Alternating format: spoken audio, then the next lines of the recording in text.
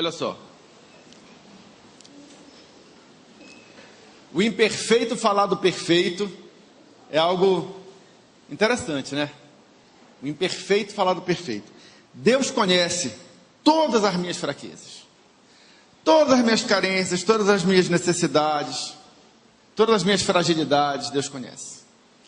Conhece as suas também, não conhece? Pois é. Deus lamenta que nós as tenhamos. Por quê? Porque Ele não nos criou para isso. Ele nos criou para a santificação, não para a imundície, para o acerto e não para o erro, para a fortaleza e não para a fraqueza. Mas estamos aqui e somos o que somos.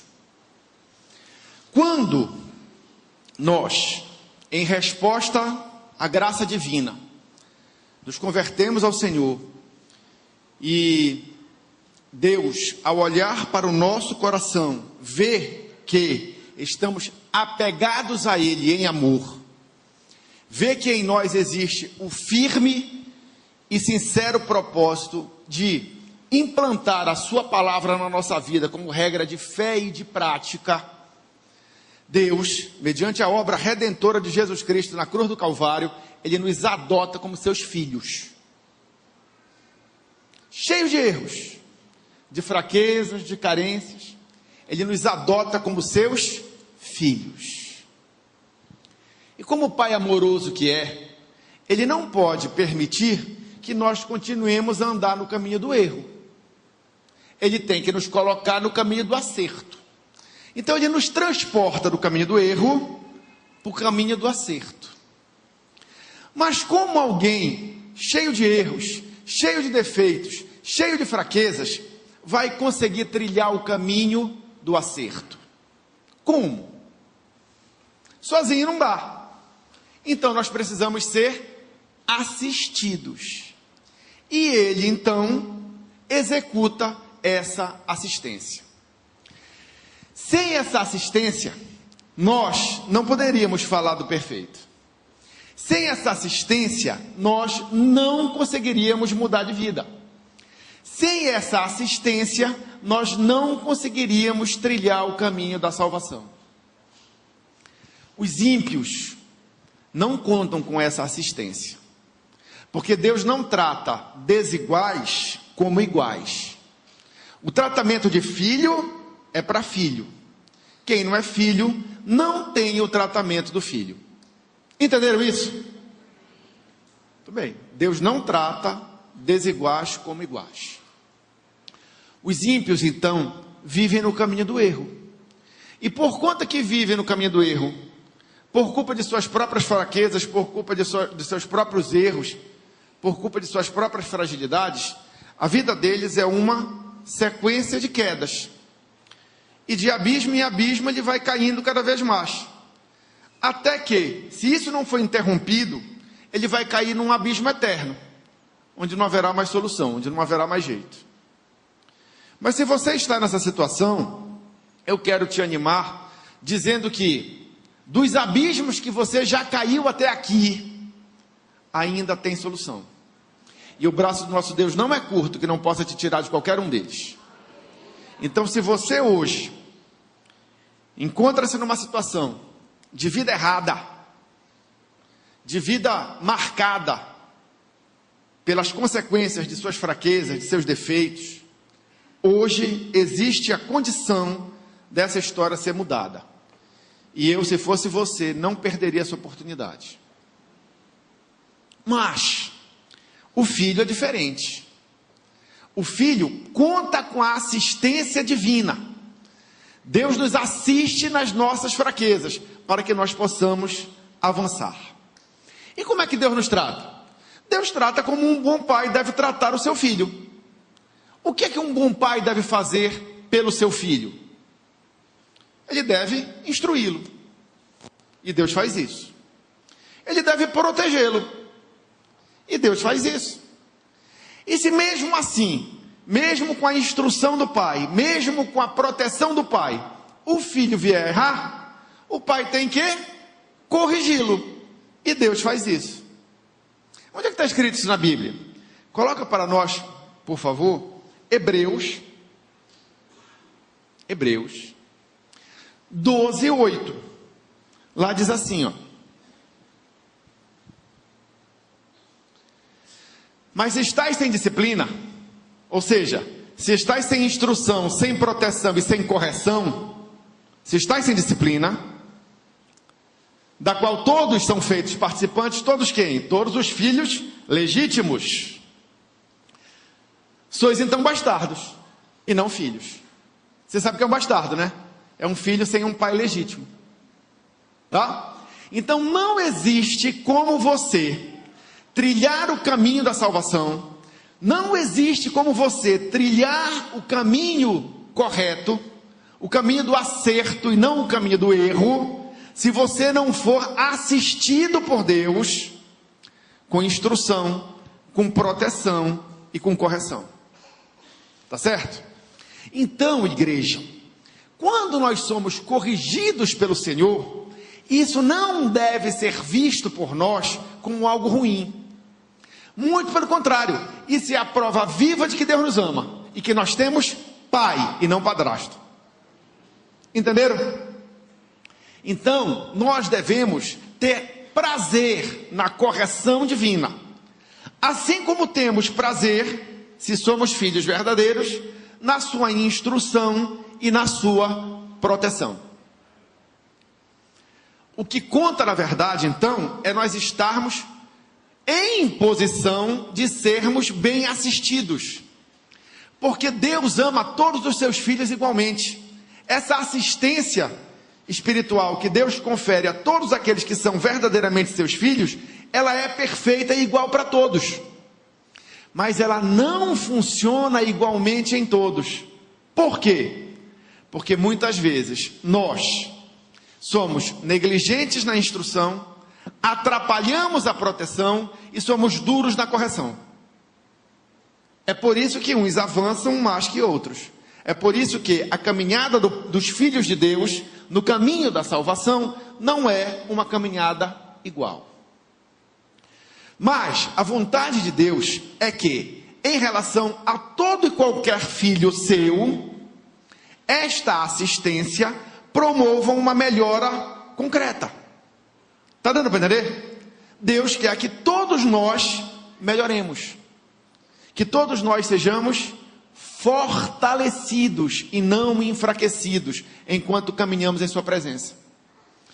Ele quer que nós acertemos e não erremos. Quem dera a correção jamais fosse necessária, e somente pela instrução e pela proteção divina todos nós avançássemos. Quem dera. Esse é o objetivo. O intuito é esse. Se não é, não é por culpa de Deus, porque Ele nos assiste nas nossas fraquezas. O que é que nós vamos trabalhar então no dia de hoje?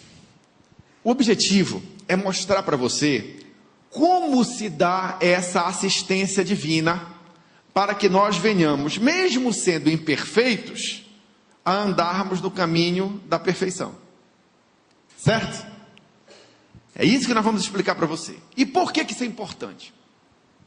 Porque para que a assistência espiritual sirva para o nosso aperfeiçoamento, é necessário que nós estejamos em posição satisfatória para recebê-la.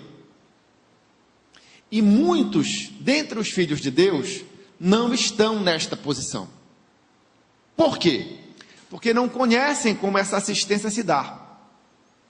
Então hoje eu vou explicar para você, em nome de Jesus, como é que ocorre essa assistência de Deus às nossas fraquezas, para as nossas fraquezas, a fim de que nós possamos usufruir dela para melhorarmos. Entenderam? Esse que é o objetivo. Está todo mundo entendendo? Está todo mundo comigo até aqui? Maravilha.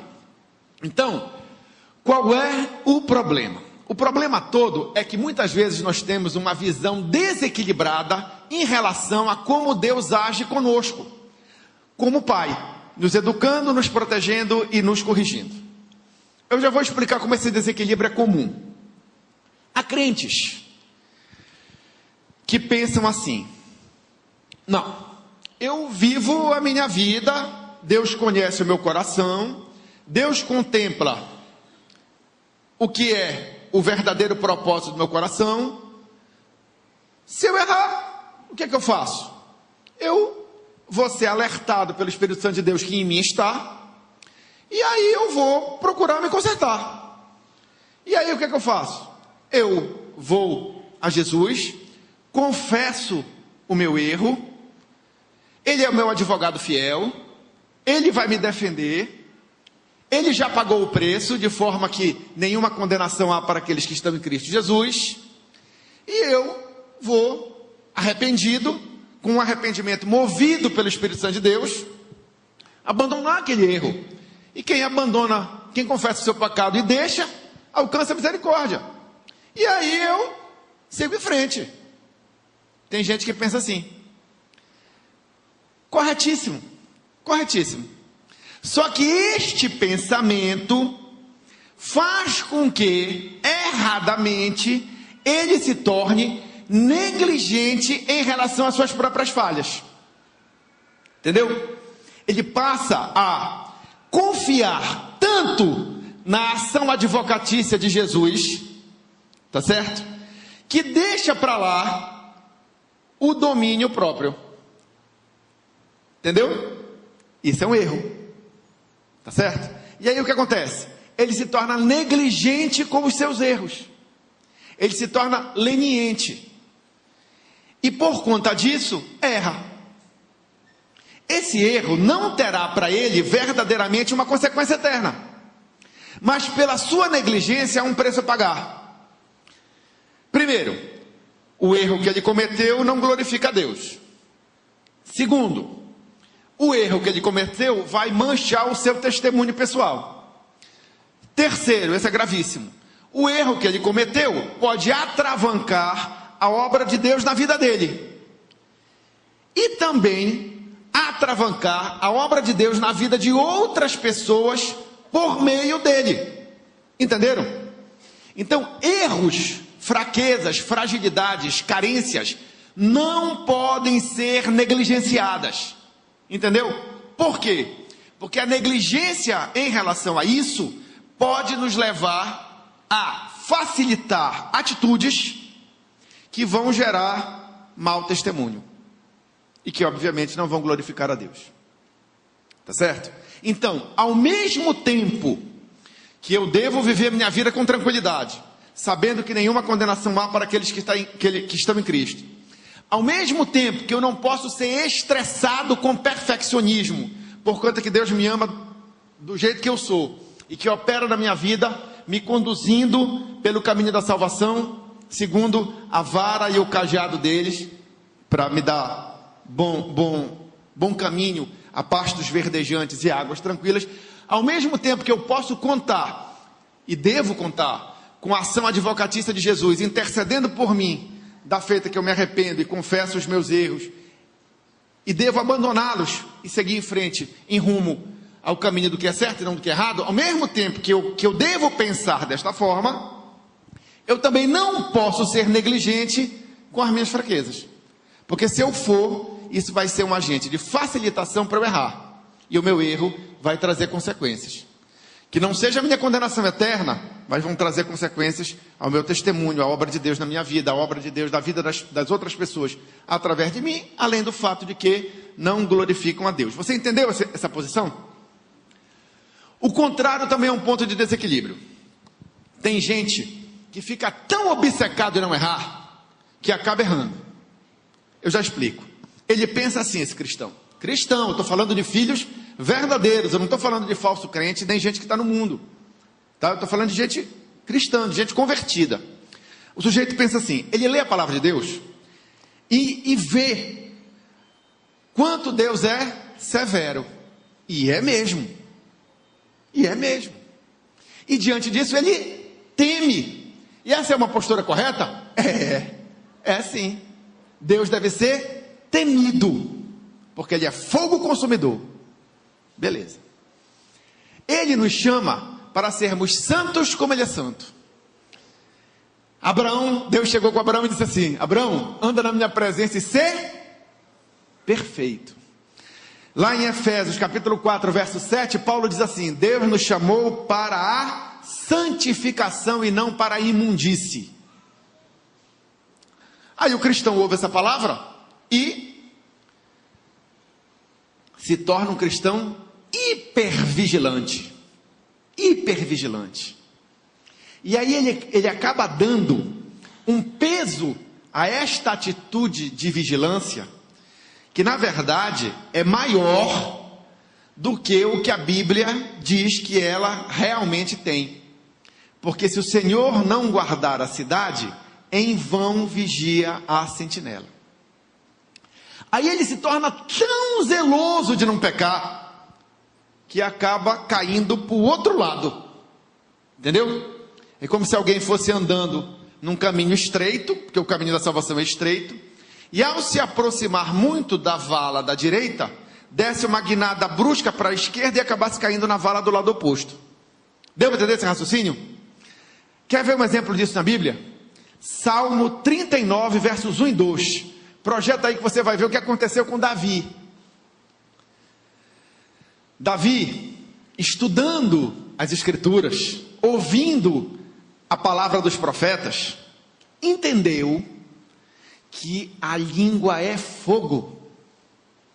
E que ele tinha que ter muito zelo, muito cuidado com o que ele falava. Olha o que ele fez. Eu disse: guardarei os meus caminhos para não delinquir com a minha língua. Deus é fogo consumidor. De todas as palavras que eu disser, eu vou ter que prestar conta. Correto? Correto? Alguém discorda? Guardarei os meus caminhos para não delinquir com a minha língua. Atitude correta ou incorreta? Correta. Corretíssima. Enfriarei a minha boca enquanto o ímpio estiver diante de mim. Claro, não tem porque dar pérolas a porcos. Entendeu? Tudo que você falar pode voltar contra você. Com o silêncio, fiquei como mudo. Quer saber? Já sei como é que eu vou fazer para não pecar com a minha língua. Quer saber? Não vou mais falar nada. Resolvido o problema. Certo? Calava-me mesmo acerca do bem. Aí errou. Porque Deus te deu boca foi para falar. Mas para falar o que é certo. Quando você se cala a respeito do bem, errou. Caiu para o outro lado. Mas a minha dor se agravou. Em outra versão diz, aí o meu mal se agravou. Aí minha dor se agravou. Entendeu? Mas a minha dor se agravou. Então o que é que mostra aqui? É o exemplo da pessoa que diante da seriedade da proposta de santidade, tomou uma decisão tão vigilante, tão extremada, certo? Que caiu para o outro lado. Passou do ponto. Entendeu? Então, isso mostra o quanto que a assistência divina é necessária. Porque é só com a assistência divina que nós vamos viver equilibrados, que nós vamos viver felizes na nossa trajetória cristã, confiantes na nossa trajetória cristã. Ou seja, sabendo que somos imperfeitos, sabendo que estamos sujeitos ao erro, mas como temos o propósito fiel, verdadeiro, de não ofender a Deus, Ele nos assistirá em todo o tempo, a fim de que nós possamos caminhar pelo caminho do que é correto, sem ficarmos excessivamente preocupados com a possibilidade de errar. Porque o erro é comum a todos nós. E se dissermos que não erramos, somos mentirosos. Porque todos nós aqui erramos, muitas vezes e de muitas maneiras. Entenderam? Então, se Deus não quer que nós sejamos negligentes com os nossos erros, certo? Também não quer que nós sejamos obcecadamente preocupados com uma perfeição que não cabe a nós construir. Porque a construção, o processo de aperfeiçoamento daqueles que são verdadeiramente filhos de Deus, é operado pelo próprio Senhor nosso Deus, à medida que nos instrui, nos protege e nos corrige. Deu para entender? Estão todos comigo? Está todo mundo entendendo? Tá? Então, quando é que a coisa dá errado? Quando é que a assistência não funciona? Não funciona quando eu, caído para o lado da negligência, ou para o lado do perfeccionismo, me afasto da graça divina. Entendeu? É aí que dá errado. Tá certo? Ou por ser intempestivo, tá?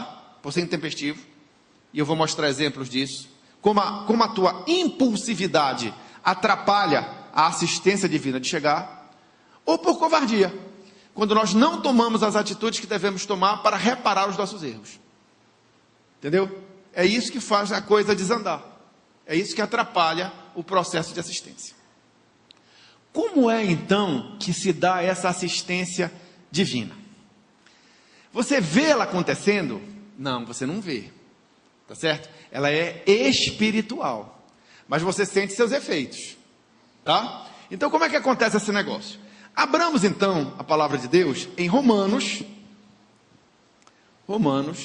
capítulo 8, para lermos os versos 26 e 27. Lá diz assim, ó. Presta atenção.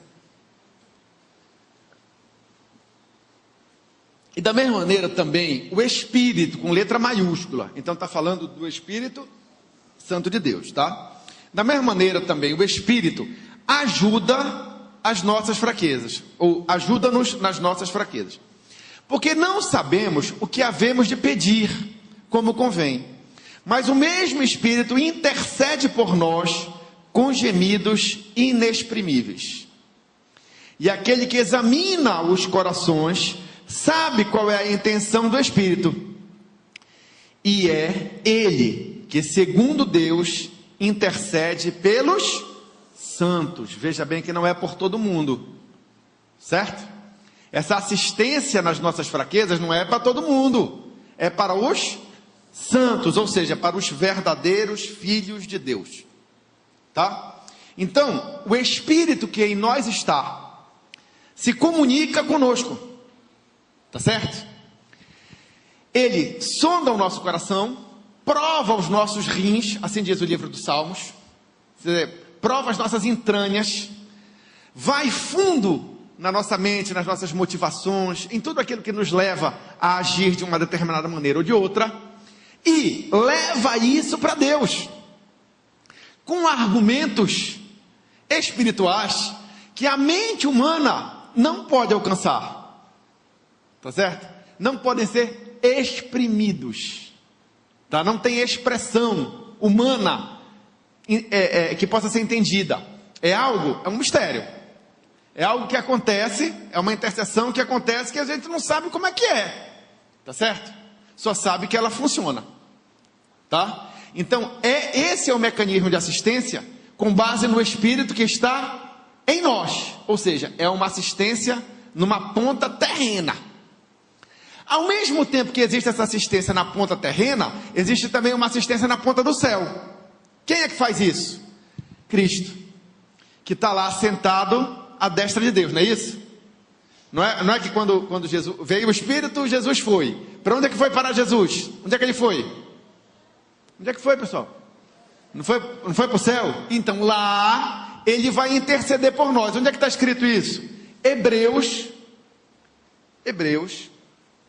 capítulo 4, versos 15 e 16. Olha como isso funciona. Hebreus 4, 15 e 16. Olha só. Porque não temos um sumo sacerdote para a novela. Tá? Sumo sacerdote, o que é isso? Vamos contar como é que era a história. No Antigo Testamento, havia uma intercessão feita por uma pessoa que era por Deus selecionada, a fim de que pudesse levar diante dele as suas próprias fraquezas, os seus próprios erros, as suas próprias falhas, e não somente elas, mas também as de todo o povo. Se compadecendo do povo errado, até pelo que ele também era errado. Deixa esse texto aqui e passa agora para Hebreus 5, 1 e 2, que é a continuação disso. Aí ele vai dar a explicação reversa. Hebreus 5, 1 e 2. 1 e 2. 1. Hebreus 5, 1. Está no 2. Isso. Porque todo sumo sacerdote, tomado entre os homens, isso era como era no Antigo Testamento, é constituído a favor dos homens nas coisas concernentes a Deus, para que ofereça dons e sacrifícios pelos pecados, e possa compadecer-se ternamente dos ignorantes e errados, pois também ele mesmo está rodeado de fraquezas. Entendeu? Então, Jesus assumiu esse papel, só que de uma forma muito mais excelente. Por quê? Porque Jesus não é nem ignorante, nem fraco. Entenderam? Por isso que a nova aliança é superior à primeira. Tá certo? Porque tem promessas melhores, porque tem um sumo sacerdote perfeito. Tá? Então agora volta lá para Hebreus 4, 15 e 16. Olha só. Porque não temos um sumo sacerdote que não possa compadecer-se das nossas fraquezas. Jesus pode. Por quê? Porém, que, como nós, em tudo foi tentado. Então Jesus sabe cada uma das coisas que nos afligem, cada uma das coisas que nos ofendem, cada uma das coisas que nos magoam, cada uma das coisas que nos tornam carentes de algo. Jesus sabe. Só que sem pecado. Entenderam? Todos comigo? Cheguemos, pois. Opa, aí é uma ordem. Cheguemos, pois, como filhos de Deus, com confiança ao trono da graça, não ao trono da lei.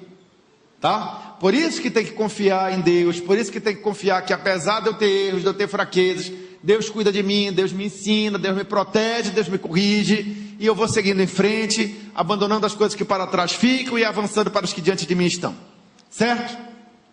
Cheguemos, pois, com confiança ao trono da graça, para que possamos alcançar misericórdia e achar graça, a fim de sermos ajudados em tempo oportuno. Porque se nós não formos ajudados em tempo oportuno, erraremos. E se errarmos, teremos que ser corrigidos. Entendeu? Então a assistência é para prevenir do erro. Mas se mesmo assim der errado, e pode dar, não por culpa de Deus, mas por culpa do homem, tem que corrigir. Entendeu? Mas isso não pode ser nem motivo para negligência, nem motivo para o estresse. Entenderam? É nesse equilíbrio que nós devemos andar. Essa assistência é real. Essa assistência objetiva nos ajudar em tempo oportuno. Mas para que isso funcione, eu não posso nem ser negligente, nem andar estressado com um perfeccionismo que não cabe a mim desenvolver. Porque eu não tenho condições para isso. Tá? Então, diante de Deus, você pode ser você mesmo. Você pode ser você mesmo. Seja você mesmo diante de Deus. Agora, não seja conformado com isso, certo? Porque Deus muito mais tem para te dar. Então você é você mesmo, com seus erros, com as suas fraquezas, com as suas carências, com as besteiras que você faz, com as bobagens que você fala, com as coisas erradas que você pensa, mas, procurando o quê? Melhorar. Porque se você é um filho de Deus, você está trilhando o caminho do acerto e não o caminho do erro. Muito bem, estou aprendendo. Entenderam? Então é assim que funciona. Agora vamos à cereja do bolo, para encerrar. Por que que dá errado? Por que que a assistência não consegue sempre nos ajudar em tempo oportuno, a fim de nos prevenir do erro? E aí é necessária a correção. Por quê? Eu já disse o que era, porque só falta mostrar na Bíblia. Eu vou mostrar o exemplo, tá? De duas uma. Ou faltou coragem, decisão, ou foi uma ação intempestiva que não deixou a assistência chegar. Entendeu? Vamos começar pela falta de coragem, que já está explicitada no verso 16 do capítulo 4 de Hebreus, como já lemos. Por favor, Hebreus 4:16. Cheguemos, pois, com confiança ao trono da graça, para que possamos alcançar misericórdia. A palavra confiança aqui é confiança no sentido de coragem. Confiança no sentido de ousadia. Tá certo? Entende como é que é a história do Antigo Testamento? Havia uma separação entre o homem e Deus, simbolizada na existência de um véu. Em Cristo Jesus, esse véu foi rasgado. Tá? Então o acesso foi liberado. Esse acesso era um acesso contido no Antigo Testamento. Se você entrasse lá sem a devida precaução, tá certo? E havia uma precaução toda para isso lá na lei do Antigo Testamento, você morria. Entendeu? Então, o que é que nós precisamos entender? É que antes, a solicitação de ajuda, de assistência, era algo restrito. Agora é algo liberado. Mas você precisa ter coragem de entrar na presença de Deus. Para quê? Para se abrir diante dele. E aí é o que muitas pessoas não têm coragem de fazer. Entendeu? Não rasgam seu coração para Deus. Tem que rasgar o coração para Deus, pessoal. Até pelo quê? O que é que você anda escondendo? Ele sabe todas as coisas. Ele só quer ouvir da tua boca. Entendeu? Ele só quer que você bote para fora. Ele só quer saber que você confie nele em relação à sua bondade, ao seu amor e à sua misericórdia, para te apresentar diante dele sem nenhuma máscara, sem nenhuma capa.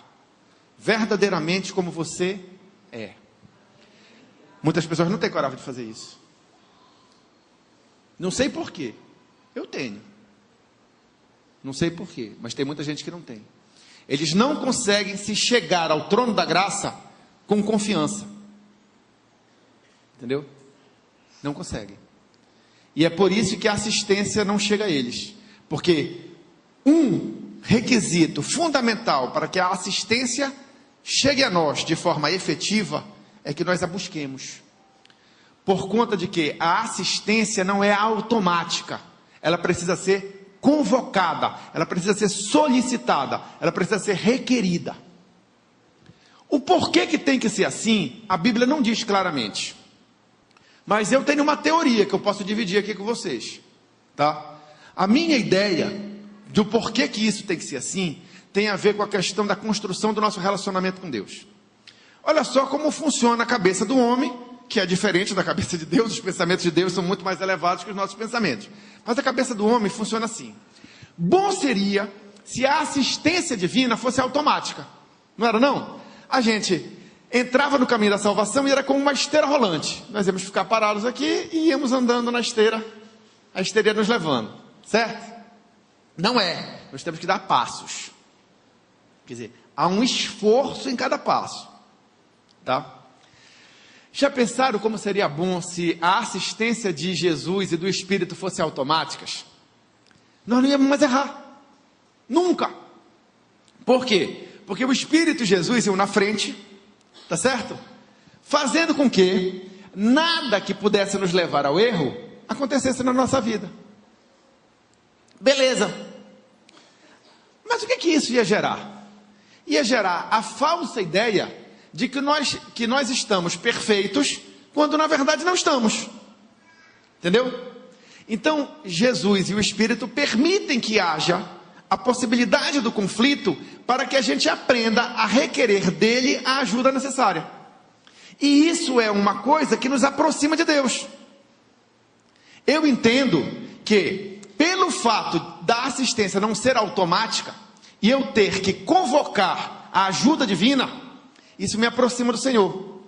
Se eu não tivesse que fazer isso, isso seria um fator de possível afastamento. Isso está escrito nas Escrituras desse jeito que eu estou falando para você? Não, não está. É um entendimento que eu estou tendo com base no porquê que a assistência tem que ser requerida. Porquê que Jesus intercede por mim quando eu entro na sua presença confiadamente. que é o que está escrito aqui em Hebreus. Entremos, pois, com confiança, com ousadia, sem medo, sem máscara, sem capa, mostrando a gente como a gente verdadeiramente é para Deus. Entendeu? Confiado que Ele é amoroso e vai saber ver em nós, vamos dizer assim, pessoas que verdadeiramente estão comprometidas em melhorar e não em piorar. Verdadeiramente são pessoas que estão comprometidas em acertar e não em errar. Quando você está nessa posição, Deus não te despreza. Entendeu? Deus não despreza nunca alguém assim. Deu para entender? Então, tem que ter coragem para entrar com confiança diante de Deus. Muitas pessoas têm errado porque não têm tido essa confiança. Muitas pessoas têm errado porque não têm tido a coragem de abrir as suas vidas para Deus, de deixar Deus mexer. Entendeu? Muitas pessoas não têm coragem de se entregar nas mãos do oleiro para que ele lhes faça um vaso novo. Muitas pessoas não têm tido coragem para isso. Aí a assistência não cumpre o papel que deveria ter. A outra razão pelas quais as coisas estão erradas é a intempestividade. Entre a assistência ser convocada e ela vir, muitas vezes tem um tempo, certo, pessoal? Então nós não podemos ser intempestivos, senão nós vamos estar andando na frente de Deus. E não é isso que é o objetivo. O objetivo é que Ele nos conduza, Ele seja o nosso pastor. É Ele que nos leva a pastos verdejantes e a ribeiros de águas tranquilas. Certo? Então, se eu meto a mão antes de Deus meter a dele, o que acontece? Eu vou acabar estragando tudo. Perigo da intempestividade. Antigo Testamento. Vamos ver isso na figura de Moisés. Aviso aos navegantes: Moisés é o maior profeta de Israel. A Bíblia diz no livro de Deuteronômio que nunca houve profeta como Moisés, que visse Deus face a face. Tá? Então, entenda que o que você vai ler aqui é um erro, mas de alguém que era bem na foto, certo? Então vamos lá. Hebreus capítulo 32. No capítulo 32 de Hebreus, você vai ver o episódio em que as tábuas dos 10 mandamentos são entregues a Moisés. Tá? Lá em Êxodo capítulo 32, você vai ver o episódio em que as tábuas dos 10 mandamentos são entregues a Moisés. Presta atenção no verso 16. Êxodo 32, 16. E aquelas tábuas eram obra de Moisés? Não, de Deus. Também a escritura era a mesma escritura de Deus, esculpida nas tábuas. Tá certo? Então, Deus preparou uma coisa e entregou para Moisés. Nesse ínterim, houve um problema. O povo que havia ficado embaixo, Moisés subiu na montanha para pegar as tábuas da lei. Tá? O povo que havia ficado embaixo se corrompeu. Fizeram um bezerro de ouro, começaram a adorar um bezerro de ouro. E Deus avisou a Moisés: Moisés, desce que o negócio complicou. Moisés desceu. Verso 19. Olha o que aconteceu no verso 19. E aconteceu o quê? Chegando ele ao arraial e vendo o bezerro e as danças, acendeu-se o furor de Moisés. E arremessou as tábuas das suas mãos e quebrou-as ao pé do monte. Vamos entender? Moisés desceu do monte. Moisés até tinha defendido o povo diante de Deus lá em cima do monte. Mas quando Moisés viu aquilo, se indignou. E aí, aborrecido, quebrou os 10 mandamentos que Deus tinha feito. Presta atenção. Aborrecimento justo? Justo. Moisés amava Deus. Quando ele viu aquela idolatria lá, subiu a cabeça, ele se aborreceu. irai-vos, mas não pequeis. Tá? Moisés tinha um problema, pessoal. Moisés, apesar de ser um homem muito manso, ou seja, ter, segundo a Bíblia, um pavio enorme, enorme o pavio, tá? Quando a bomba explodia, quando Moisés se indignava, aliás, como todas as pessoas muito calmas, entendeu? O negócio fedia. Olha, quando Moisés se indignava, ele botava para quebrar. Lembra que nessa ocasião, Moisés já havia matado um egípcio. Matou uma pessoa, Moisés. Por quê? Alguém sabe o motivo do homicídio de Moisés? Alguém sabe? Quem sabe? Ele se indignou pelo tratamento desumano que estava sendo dado ao povo hebreu lá no cativeiro egípcio. Aí ele matou o egípcio. Tá? Então Moisés tinha uma fraqueza. Qual era a fraqueza de Moisés? Tá? Qual era a fraqueza? Ele era esquentado? Não, ele não era esquentado. Ele era um homem muito calmo. Tá? Mas quando ele se indignava, quando o pavio dele chegava ao fim, ele botava para quebrar. E foi o que ele fez. Botou para quebrar os 10 mandamentos. Agora veja bem. De quem eram os 10 mandamentos? Alguma vez vocês viram nesse capítulo 32, eu sei que vocês não leram o capítulo todo, mas eu posso assegurar para vocês que não há, em nenhum momento do capítulo, uma ordem para Moisés quebrar as pedras. Moisés quebrou as pedras porque ficou com raiva e foi intempestivo. Tá? Moisés podia ter respirado fundo, contado até 10 e buscado a Deus, não podia? Senhor, e agora? A minha vontade era quebrar essa tábua na cabeça do Arão. Mas eu não vou fazer isso. Eu vou jogar ela no chão. Mas isso não é reflexo da tua ira, isso é reflexo da minha ira. E a ira dos homens, como vocês já sabem muito bem, não produz a justiça divina. E aí, Senhor, o que é para fazer? Moisés poderia ter solicitado assistência. Moisés falava com Deus face a face, mas não fez. Por quê? Porque com raiva agiu de forma intempestiva. Aí errou. Apesar de toda a instrução e de toda a proteção que Deus sempre lhe deu. Certo? E aí, depois de errar, o que teve que ser feito? O processo teve que ser corrigido. Porque já aconteceu o erro. Errou, tem que corrigir. Como é que foi a correção? Deuteronômio, capítulo 10, 1 a 5. Olha por que é bom não errar. Deuteronômio, capítulo 10, 1 a 5. Naquele mesmo tempo, me disse o Senhor, pois é, feita a besteira, o Senhor interviu, como pai amoroso, para corrigir. Porque Moisés não poderia ser tratado sem disciplina. Moisés tinha uma fraqueza. Fraqueza, inclusive, que ele não conseguiu corrigir.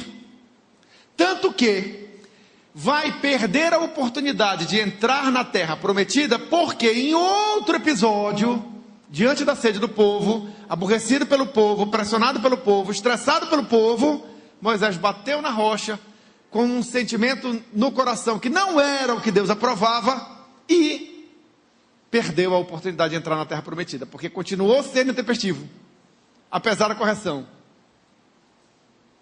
Alguma similaridade comigo ou com você?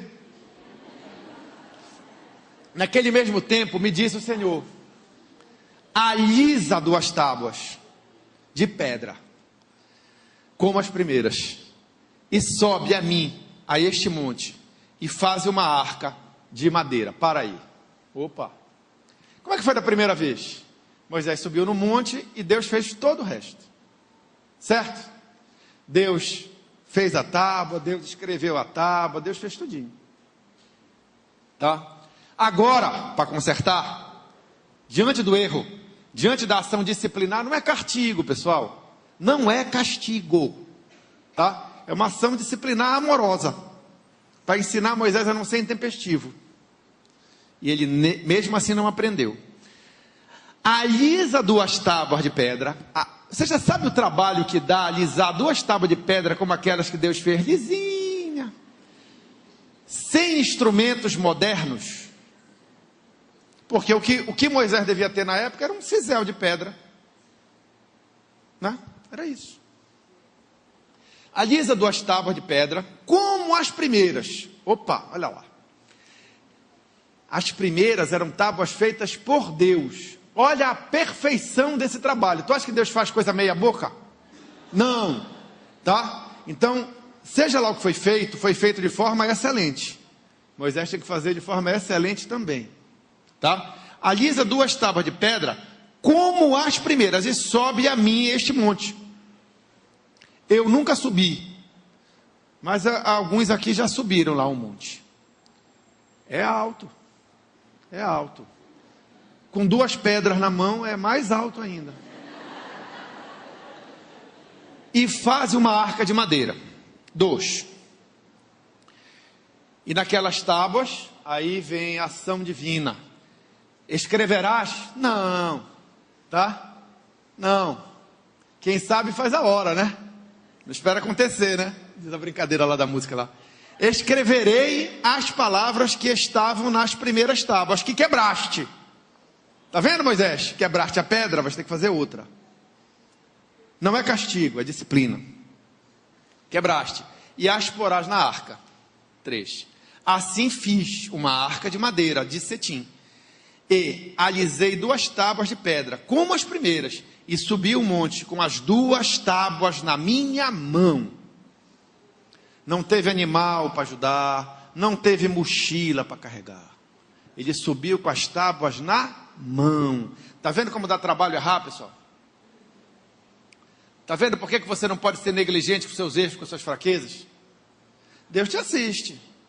Mas se tu errares, Deus vai te corrigir, amorosamente. Mas vai haver um custo. Desnecessário. Desnecessário. Onde eu estava? Conforme as primeiras 10 mandamentos. Ah, sim. Então escreveu o Senhor nas tábuas, conforme a primeira escritura, os 10 mandamentos, que o Senhor vos falará no dia da congregação no monte, do meio do fogo, e o Senhor mas deu a mim. E virei-me e desci do monte, e pus as tábuas na arca que fizera, e ali estão, como o Senhor me ordenou. Qual foi o problema aqui? Intempestividade. Agiu sem convocar assistência. Agiu antes da assistência chegar. Não pode. Entendeu? A diferença entre os filhos de Deus na sua caminhada cristã é basicamente isso. Uns são audaciosos em recorrer a Jesus como advogado, salvador, ajudador, bom pastor, e são levados com rapidez, com facilidade, a águas tranquilas e a pastos verdejantes. Outros não. Outros têm dificuldade nisso. Entendeu? Precisam trabalhar. Precisam ser abertos a Deus. Outros são atravancados porque são afobados. São intempestivos. Como Moisés foi aqui. Entendeu? E aí o que acontece? Erram, são corrigidos, seguem em frente, mas vão ter que consertar, vão ter que ter um trabalho desnecessário. Tem a sua caminhada atravancada, tem o seu avanço retardado, não impedido, mas retardado. Tá certo? E eu queria colocar mais uma cerejinha no bolo para nós encerrarmos definitivamente. Principalmente se você almeja alguma espécie de ministério que vá trabalhar com pessoas, o teu zelo em procurar a assistência divina para não errar deve ser bastante apurado. Tá certo?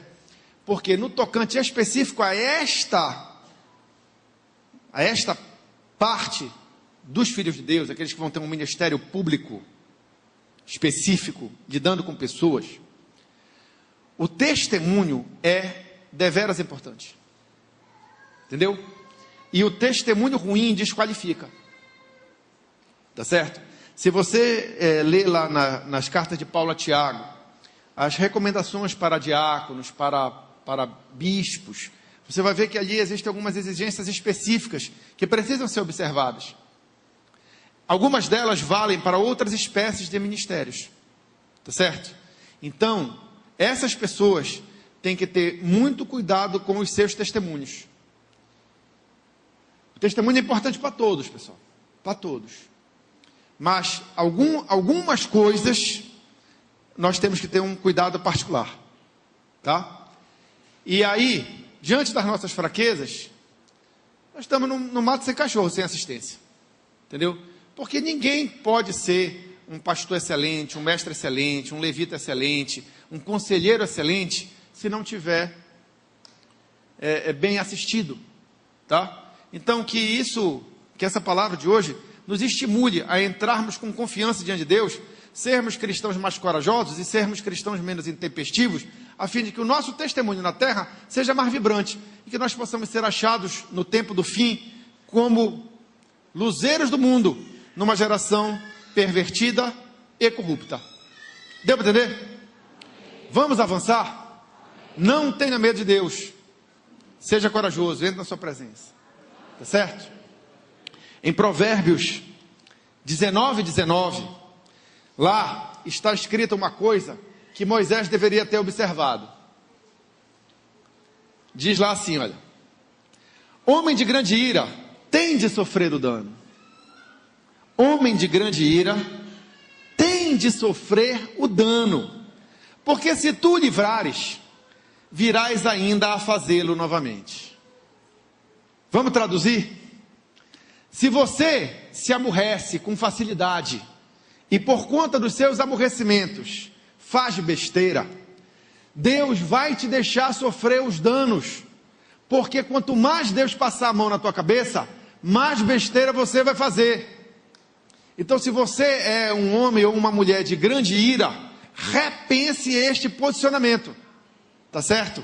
Porque o homem de grande ira tem de sofrer o dano, porque senão ele não vai aprender. Porque se tu o livrares, tá certo?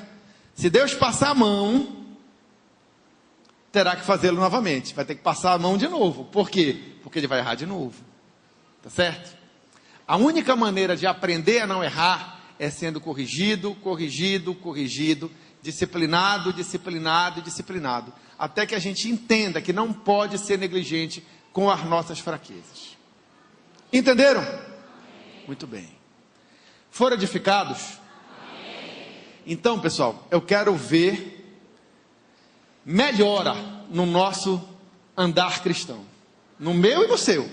Eu quero ver melhora, porque a assistência de Deus para nós é maravilhosa, é perfeita, tá certo? Se não tem funcionado, não é por culpa de Deus. Então, que nós aprendamos a usufruir dela, a fim de termos uma trajetória equilibrada, tranquila, tá certo? Sem negligência e sem estresse.